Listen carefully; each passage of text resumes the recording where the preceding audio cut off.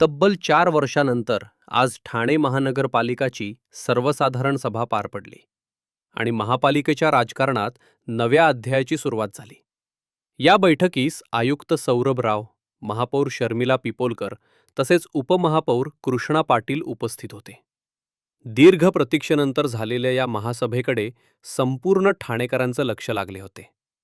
सभेमध्ये महत्त्वपूर्ण निर्णय घेत शिवसेनेचे ज्येष्ठ नगरसेवक हनुमंत जगदाळे यांची सभागृह नेते म्हणून निवड करण्यात आली.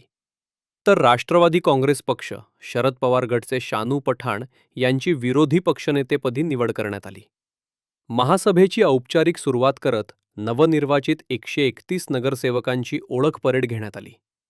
प्रत्येकाने आपले नाव, प्रभाग क्रमांक आणि पक्षाची माहिती सभागृहाला दिली. 4 वर्षांच्या खंडानंतर झालेल्या या सर्वसाधारण सभेमुळे ठाणे महापालिकेच्या राजकारणात पुन्हा एकदा चैतन्य आणि हालचालींना वेग आला आहे.